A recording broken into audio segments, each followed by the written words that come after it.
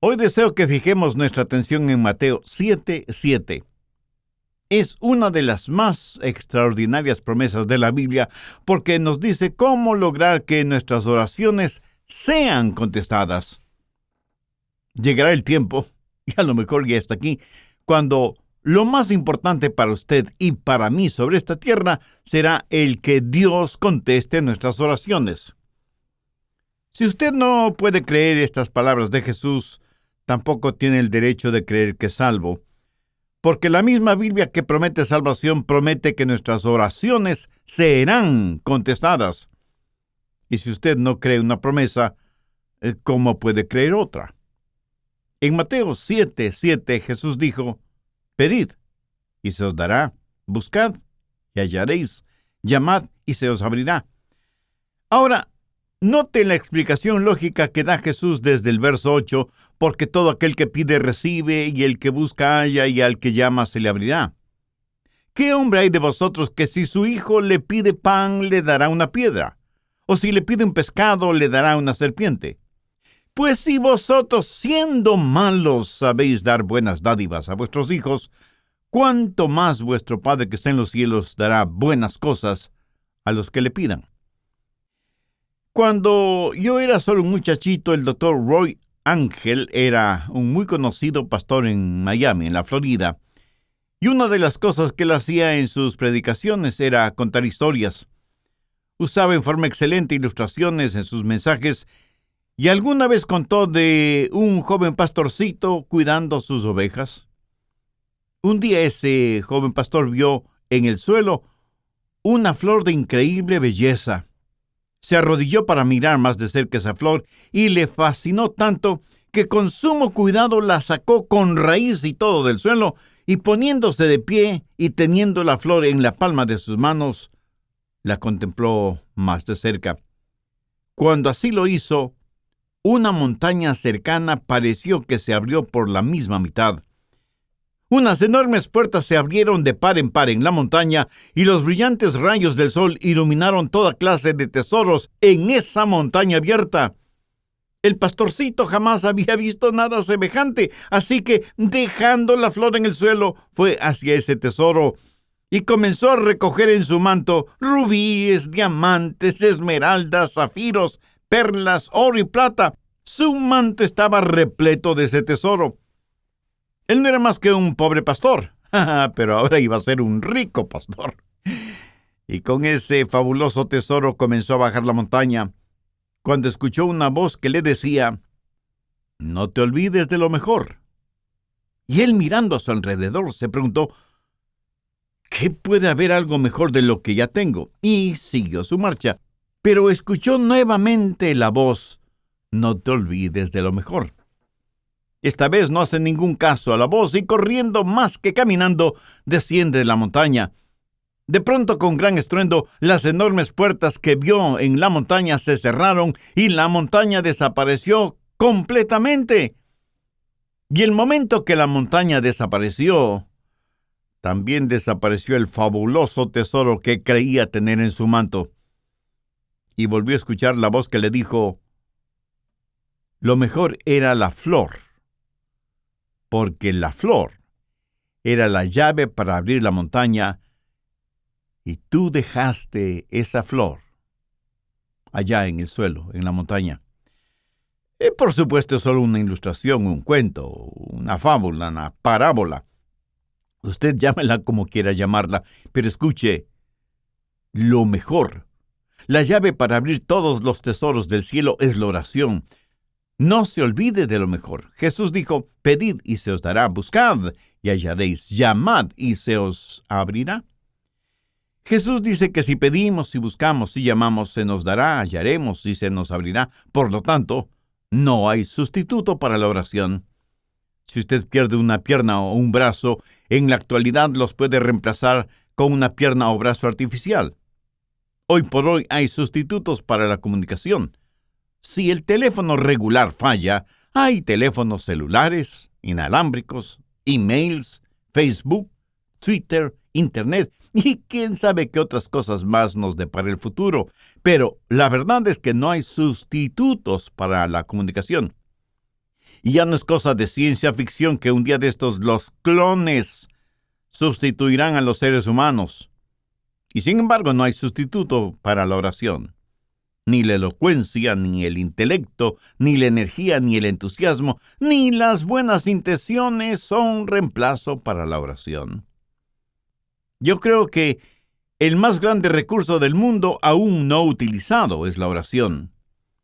Se estudia para ver cómo se puede aprovechar la tremenda energía que hay en los relámpagos o en las inmensas olas del océano, o cómo aprovechar más eficientemente la energía solar.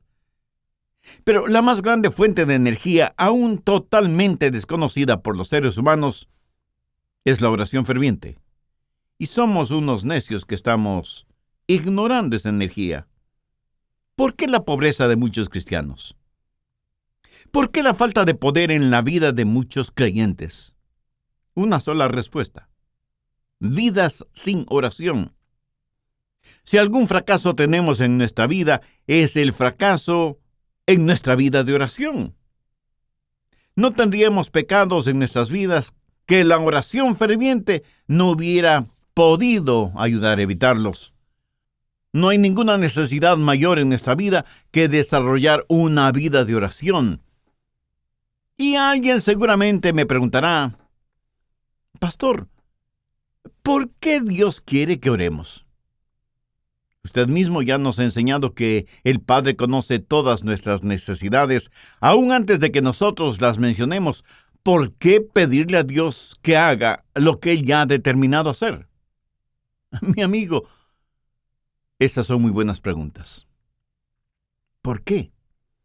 ¿Por qué debemos orar? Escúcheme, cuando oramos, no oramos para informarle a Dios de ciertas cosas. Él las sabe. Tampoco oramos para darle instrucciones a Dios. Cuando oramos, estamos invitando a Dios a conversar con nosotros. ¿Qué quiero decir con esto? Verá, Dios quiere hacer realidad ciertas cosas en nosotros. Y quiere hacer ciertas cosas por medio de nosotros. Y quiere hacer esas cosas si es que nosotros se las pedimos en oración. ¿Por qué Dios nos pide que oremos? Primero, por un factor de compañerismo. Juan 15:7. Si permanecéis en mí y mis palabras permanecen en vosotros, pedid todo lo que queréis, y os será hecho. ¿Qué es lo que Dios quiere que hagamos? ¿Dios simplemente quiere darnos cosas? ¿O quiere Dios tener comunión, compañerismo con nosotros? Dios quiere que tengamos comunión con Él. Por lo tanto, Dios dice que oremos porque por medio de la oración permanecemos en Él y Él en nosotros. Dios puede estar sin nosotros, pero nosotros no podemos estar sin Dios. Cuando usted ora y Dios contesta, usted habita en Él y Él en usted. Somos colaboradores de Dios. Pablo en 2 de Corintios 6:1 dice: así pues nosotros como colaboradores suyos. ¿Lo ve? Hay este factor de la comunión, del compañerismo, de la amistad. Segundo, el factor del desarrollo. No hay nada que pueda ayudarle a crecer como cristiano que la oración. Cuando permanece en el Señor Jesucristo y Él permanece en usted, crecerá espiritualmente en la misma proporción que la que ora. ¿Alguna vez se ha preguntado por qué Dios no contesta sus oraciones inmediatamente? Sencillamente porque Él quiere que usted crezca un poquito más cada día. José es un joven que está tratando de tener una cita con Rosita, así que le invita para que salgan juntos. Ella lo mira unos instantes y piensa: no tiene buenos modales, no es gentil, tiene mal aliento, no se viste adecuadamente, tiene las uñas sucias y sus zapatos están viejos y sucios. Así que Rosita le dice a José: no puedo salir contigo, estoy muy ocupada. Y entonces él piensa: ¿por qué no querrás salir conmigo? ¿Qué podrá hacer? Más tarde le pregunta a un buen amigo suyo, Raúl, quise tener una cita con Rosita, pero ella prácticamente me rechazó. ¿Tienes tú una idea de por qué? Y Raúl, como buen amigo, le dice, ¿quieres que sea completamente honesto con mi respuesta? Por supuesto que sí. Y Raúl, después de respirar profundamente, le dice, mira, José, tienes mal aliento. ¿Cómo que yo tengo mal aliento? No puede ser. José, estoy siendo honesto contigo.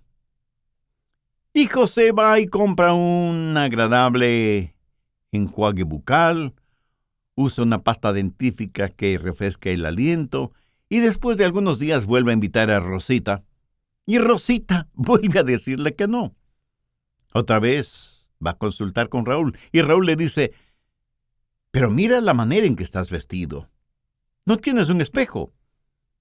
Tu camisa está más que sucia, hueles muy mal, parece que no usas nada contra el mal olor de tus axilas, y mira tus zapatos, más horribles no pueden ser. Después de un par de semanas, José va nuevamente donde Rosita, pero luce diferente. Su ropa está limpia, está bien afeitado y masculinamente peinado. De su cuerpo se desprende un suave olor, como brisa marina. Sus uñas están recortadas y limpias, y sus zapatos parecen de charol. Y le dice, Rosita, ¿quieres salir conmigo? Te invito a tomar unos helados. Y casi no lo pudo creer cuando ella le contestó, José, me dará mucho gusto salir contigo. Y los dos tuvieron una tarde maravillosa. Sí, yo sé que esto es solo una ilustración, pero escúcheme. Algunas veces nos acercamos a Dios y simplemente le decimos, Dios, haz esto.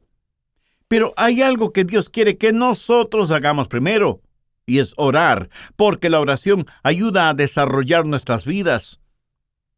Cuando Dios no nos da algo que le hemos pedido, enseguida preguntamos, ¿por qué Dios no contesta mis oraciones? Y el Espíritu Santo nos dice, porque hay pecado en tu vida, eres egoísta, eres carnal, te interesa más lo temporal y material que lo espiritual y eterno. Mi amigo, marque mis palabras. Hay un factor de desarrollo en nuestras vidas. Cuando oramos, Dios nos hace crecer por medio de la oración. Tercero, el factor de la dependencia en la oración. Dios nos hace crecer espiritualmente por medio de la oración. Jesús dijo en Juan 15:5, porque separados de mí, nada podéis hacer. Si Dios contestara nuestras oraciones automáticamente, no habría ningún crecimiento. Pero si nunca tuviéramos que orar, no habría ninguna dependencia. La oración es la forma en que nos fusionamos con Dios. Y esa es una maravillosa promesa. Pedid, buscad, llamad. Pero no solo una promesa que reclamar, sino un proceso a seguir. ¿Alguna vez ha puesto atención a los verbos en este versículo? Pedir, buscar, llamar. Eso es un proceso que va creciendo en intensidad. Pedir para recibir, buscar para encontrar, llamar para que se nos abra. Así, este versículo es una promesa y un proceso. La promesa de que Dios nos escuchará. Enfoquemos este punto. Usted se acerca a Dios y le pide algo. ¿Sabía que el más grande problema en la oración no es la oración no contestada, sino la oración no verbalizada? Muchos ni siquiera llegamos a pedir. Santiago 4:3 dice, pedís y no recibís, porque pedís mal. Pero la oración no verbalizada no solo es una tragedia, sino que es un pecado. El profeta Samuel dijo, lejos sea de mí que peque contra Jehová, cesando de rogar por vosotros. Una y otra vez la Biblia no solo nos invita a orar, sino que nos ordena orar. Busque Lucas 18:1. También les refirió Jesús una parábola sobre la necesidad de orar siempre y no desmayar. Y en Marcos 14:38, Jesús les dijo a los discípulos: velad y orad para que no entréis en tentación. Escúcheme. Cada vez que pecamos es porque hemos fracasado en orar como debíamos hacerlo. Y Pablo dice que no debemos estar afanosos por nada, sino que debemos dar gracias por todo. Y que con oración y ruego debemos hacer conocer nuestras peticiones a Dios. La razón por la que estamos tan llenos de preocupaciones y ansiedades es porque no hemos aprendido a orar. Y porque cuando oramos, pedimos lo que queremos y no lo que en verdad necesitamos. Una buena manera de probar si lo que pedimos es correcto o incorrecto es preguntándonos: ¿puedo pedirle esto a Dios? Si su propia respuesta es negativa, pues no se atreva a pedírselo a Dios. Y si es incorrecto pedírselo a Dios, entonces es incorrecto el tenerlo o el hacerlo. No divida su vida entre lo secular y lo sagrado. No piense que cuando ora, Dios está interesado en unas cosas y no en otras. Se puede imaginar a Jesús viviendo de esa manera. Cada día es un día santo. Y cuando estamos en la voluntad de Dios, todo lo que pidamos en oración, le puedo asegurar que estará de acuerdo con la voluntad de Dios. Y si usted me pregunta: pastor, ¿y qué de las cositas pequeñas? Porque yo oro solo por las cosas grandes. Mi amigo, ¿qué es pequeño o qué es grande delante de Dios? Debemos orar por todas las cosas. Sí, ore por la salud de su cónyuge o sus hijos, ore por su trabajo o su negocio, pero ore también por el fin de semana o las vacaciones con su familia. Pastor, ¿qué si es que quiero las cosas equivocadas? ¿Debo orar por eso? Por supuesto que sí. Pero ore para que Dios le quite ese deseo que tiene por las cosas equivocadas. Dios no le contestará a menos que usted le pida. Y eso significa que usted expresa un deseo. Pero cuando usted busca, eso es una experiencia descubierta. Verá, muchas veces pedimos las cosas equivocadas. Muchas veces no estamos en posición de pedir nada. Muchas veces las cosas por las que pedimos son totalmente desconocidas para nosotros. Así que la oración verdadera está eslabonada con la búsqueda. Y el propósito, la voluntad de Dios, pudiera ser que necesitamos buscar. Un día una señora me llamó y me dijo: pastor, necesito que venga a mi casa. Tengo necesidad de que ore conmigo por algo muy importante. Así que fui a su casa y ella me dijo: pastor, mi hijo es un borracho. Y a su esposa, mi nuera, le diagnosticaron cáncer. Le he pedido a mi hijo que venga para que usted ore por nosotros. Y ahí estábamos los tres, el hijo, la madre y yo, el pastor. Nos arrodillamos para orar. Ella oró, yo oré, y el hijo, un hombre de tal vez unos 35 años, me dijo: pastor, usted no está orando. Yo pensé que había orado en voz muy baja, y por eso él no me había escuchado. Volví a orar, elevando el tono de mi voz, y sin embargo, él me dijo: pastor, por favor, ore. Eso me incomodó en cierta forma, pero oré un poco más. Cuando abrí los ojos, la mamá ya no estaba con nosotros. Solamente estábamos él y yo. De pronto escuché ruidos en otro cuarto y fui hasta allá y encontré a la mamá de él totalmente extendida en el suelo con los brazos en cruz, orando intensamente, y escuché su oración. Era como si ella en su oración estuviera abriendo las puertas del cielo, llegando hasta el trono de Dios y ahí depositar la angustia de su corazón. Le escuché hacerle acuerdo a Dios de sus promesas, derramando su alma en favor de su hijo. Y me di cuenta de algo.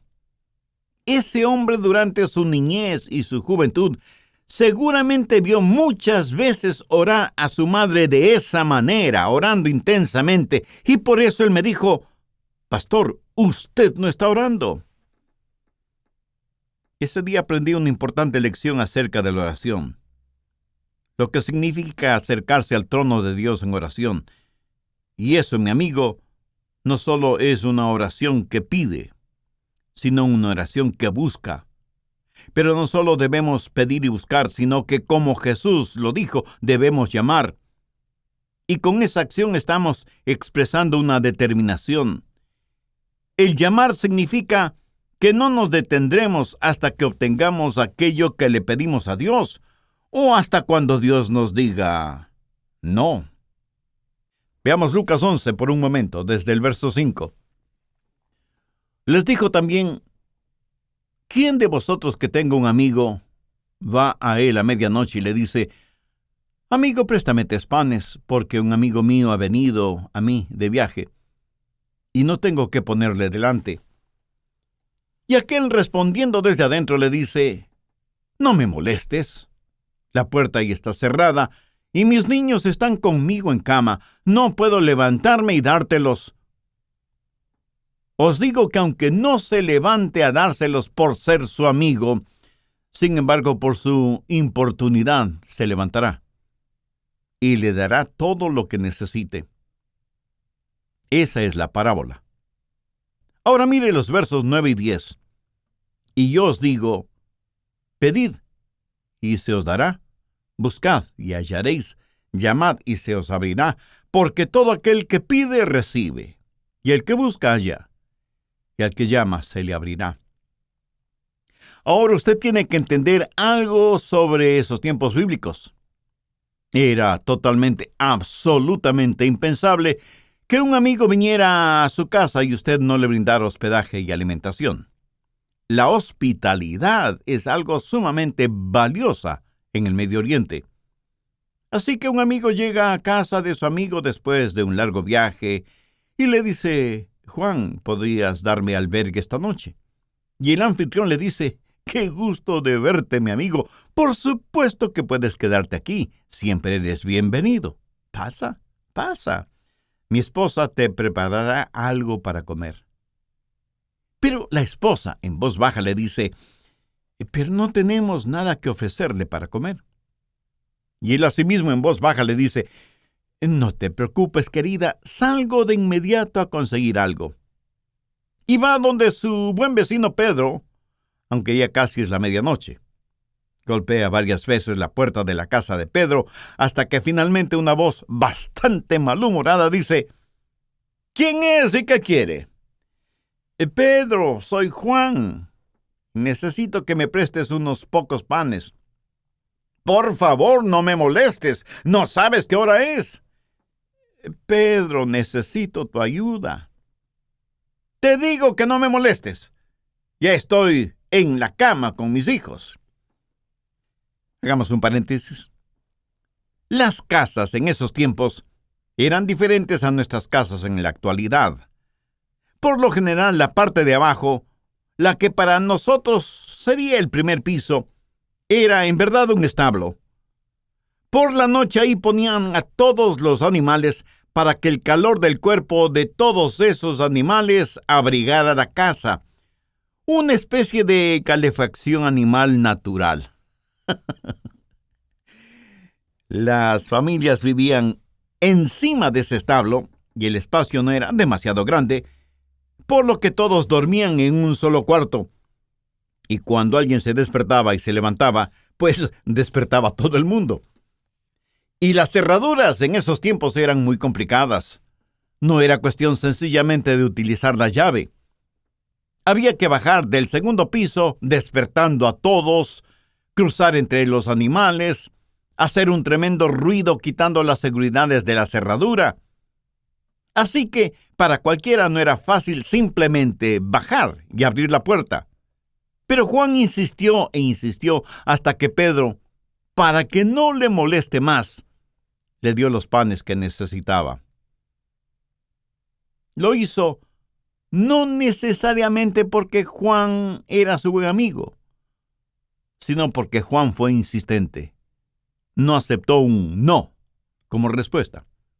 Y de eso está hablando Jesús, de la persistencia en la oración. ¿Cuántos de nosotros oramos de esa manera? Note que en este versículo los verbos están en tiempo presente, lo cual significa manténganse pidiendo, manténganse buscando, manténganse llamando. La oración no es una carrera de velocidad, más bien es una larga maratón. En el Evangelio de Lucas capítulo 18, Jesús también habló acerca de una viuda que fue donde un juez injusto, buscando justicia. Este juez no tenía miedo de Dios ni de los hombres. Era un ateo, un juez ególatra. Y la viuda venía una y otra vez porque necesitaba hablar con el juez. Finalmente, el juez falló a favor de la viuda porque, como ese juez mismo lo dijo, no quiero que me agote la paciencia. Esta ilustración la utilizó Jesús para poner de relieve que si un juez injusto puede actuar de esa manera, ¿cómo un juez justo no va a escuchar nuestras oraciones? Dios no es como un juez injusto. Y si Dios, el juez justo, nos contesta, no es para librarse de nosotros antes de que se le acabe la paciencia. Dios quiere que persistamos en la oración porque Él está haciendo algo en nosotros y por medio de nosotros. Y siempre vamos a encontrar a Jesús enseñando la persistencia en la oración. Y sea que usted lo entienda o no, es una enseñanza bíblica. Permítame también mencionar a la mujer sirofenicia que desde lo que es hoy el Líbano se acercó a Jesús para buscar ayuda para su hija que estaba poseída por un demonio. Es profundamente interesante la conversación de Jesús con esa mujer griega. Vayamos al capítulo 7 de Marcos, desde el verso 26. La mujer era griega y sirofenicia de nación, y le rogaba que echase fuera de su hija al demonio. Pero Jesús le dijo, deja primero que se sacien los hijos, porque no está bien tomar el pan de los hijos y echárselo a los perrillos. Respondió ella y le dijo, sí, Señor. Pero aún los perrillos debajo de la mesa comen de las migajas de los hijos. Entonces le dijo, por esta palabra, ve, el demonio ha salido de tu hija. Y cuando ella llegó a su casa, halló que el demonio había salido y a la hija acostada en la cama. Cuando Jesús usó la palabra perrillos, hacía referencia a perritos mascotas. Note que la mujer no se siente ofendida por eso, y más bien le dice a Jesús que aún los perrillos están felices de comer las migajas de pan que caen de la mesa. En el original, ella no usa la misma palabra que Jesús utilizó para perrillos. Ella usó una palabra que describe a un perro callejero, flaco y sarnoso. Por eso Jesús se sintió conmovido y le otorgó a la mujer lo que le había pedido. Durante las horas finales de su pasión, Jesús oró a su Padre varias veces. Jesús, el Hijo de Dios, prevaleció en la oración. El apóstol Pablo habla de una espina en la carne y dice que 3 veces le pidió a Dios que se la quitara. Esto significa que Pablo tuvo 3 extensas sesiones de oración sobre un largo periodo de tiempo, hasta que Dios le contestó. Pero Dios no le contestó como Pablo se lo pidió, sino como Dios quiso contestarle. Elías oró por lluvia, y estando en el monte Carmelo, envió a su criado a ver si descubría alguna nubecita en el cielo. Nada. 6 veces dio la orden y 6 veces la misma respuesta. Nada. Pero a la 7ª vez el criado vio una nubecita del tamaño del puño de un hombre. Esto es una ilustración de la oración persistente de Elías, quien, juntamente con su criado, comenzó a caminar porque ya se escuchaba el sonido de una abundante lluvia. Ahora, ¿cómo saber cuándo pedir o cuándo dejar de pedir? ¿Cuándo buscar y dejar de hacerlo? ¿Cuándo llamar y dejar de hacerlo? Al respecto, permítame mencionar 3 pasos. Se detiene cuando Dios le da lo que usted ha pedido. A veces, las respuestas de Dios son directas. Otras veces son diferentes. Algunas veces Dios demora sus respuestas. Otras veces simplemente las niega. ¿Pero cómo saberlo? Bueno, si Dios le otorga lo que usted ha pedido, ya no hay que seguir pidiendo, ¿no le parece? Pero algunas veces usted ora por algo, y aunque no lo tiene en sus manos, lo tiene en su corazón. Quiero decir, algunas veces Dios le dirá, ya lo tienes, ya lo tienes. Y usted tiene la seguridad de que lo que ha pedido a Dios ahora, ya se lo ha dado. Y usted comienza a alabarle por eso. Y debemos reconocerlo. Algunas veces Dios dice, no.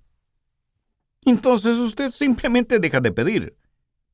Y aunque Dios le haya dicho, no, agradézcale. Porque Dios nos da solo cosas buenas. Y si no nos da algo que le hemos pedido, es porque seguramente eso no será bueno para nosotros. Pero usted se mantiene pidiendo hasta que Dios le diga sí, o espera, o definitivamente no. Entonces hay una promesa que reclamar, hay un proceso que seguir y hay una provisión que debemos gozar. Note que el Señor Jesucristo dice por qué y cómo contesta nuestras oraciones. Volvamos a Mateo 7, desde el verso 9, y veamos cómo el Señor ilustra esto. Jesús hace la pregunta: ¿qué hombre hay de vosotros que si su hijo le pide pan, le dará una piedra? ¿O si le pide un pescado, le dará una serpiente? Pues si vosotros, siendo malos, sabéis dar buenas dádivas a vuestros hijos, ¿cuánto más vuestro Padre que está en los cielos dará buenas cosas a los que le pidan? Ahora, ¿cómo sé que Dios va a contestar la oración? Pues note lo que Jesús está diciendo. Es algo razonable y que va de acuerdo a nuestra naturaleza humana. Tome un hombre que no ha sido salvado, un hombre que no conoce a Dios. Si sus hijos le piden comida, no les dará comida. Jesús dice que si nosotros, siendo malos, sabemos dar cosas buenas a nuestros hijos, ¿cuánto más nuestro Padre Celestial no nos dará cosas buenas si es que le pedimos? ¿Por qué sus oraciones serán contestadas? Pues porque Dios es bueno. ¿Sabe eso con certeza en su corazón, en su mente? Dios es bueno. Dios se deleita en contestar sus oraciones. Dios quiere contestar sus oraciones porque nuestro Dios es un buen Dios. Pero Dios no solamente que es bueno, sino que además es sabio. Si usted le pide pan, tenga la seguridad de que no le dará una piedra. Él nunca nos dará algo que sea malo.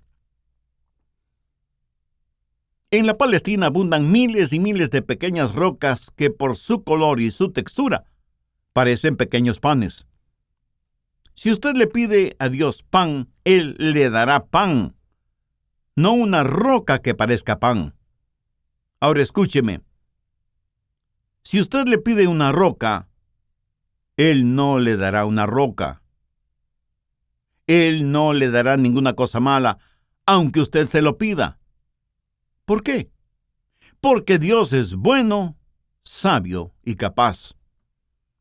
Yo tuve un padre terrenal a quien amé mucho. Cuando cumplió sus 86 años, pensaba que tenía solo 40. Ah, mi querido padre.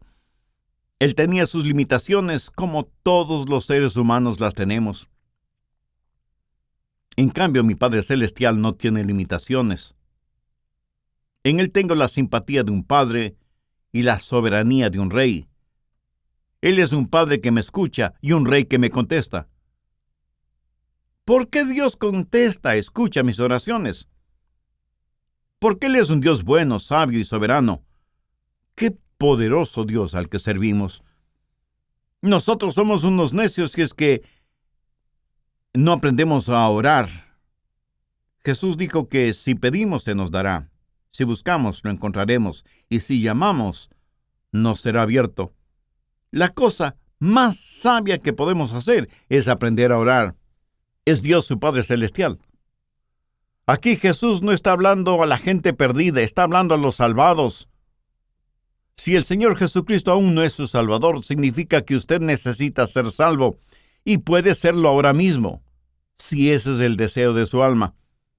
Le invito a repetir conmigo una sencilla oración. Dígala con sus propias palabras, pero dígalas con profunda fe, con sinceridad y con convicción. Dios eterno y Padre Celestial, tú sabes que la oración no es uno de mis puntos fuertes. De hecho, es uno de los puntos más débiles de mi vida espiritual. Pero hoy me acerco a ti para pedir tu gracia y misericordia, no solo para que me perdones, sino también para que me ayudes a desarrollar mi vida de oración. Señor Jesús, tú siendo el unigénito Hijo de Dios, entregaste tu propia vida en la cruz del Calvario para pagar la culpa de mis pecados, para perdonarme, para limpiarme, para salvarme y sanarme espiritualmente. Este momento, con fe incipiente, pero firme, te invito a que vengas a morar en mi corazón y seas mi Salvador y mi Señor. Desde este momento te entrego el control total de mi vida y ruego tu ayuda para ser la clase de persona que tú quieres que sea. Todo esto lo pido con gratitud en tu precioso nombre. Amén. Si usted hizo esa decisión espiritual, le invito para que nos escriba y nos cuente al respecto. Deseamos gozarnos espiritualmente con usted. Su carta además nos dará la oportunidad y privilegio de orar por usted, por su vida de oración y por su decisión de ser un creyente en el Señor Jesucristo.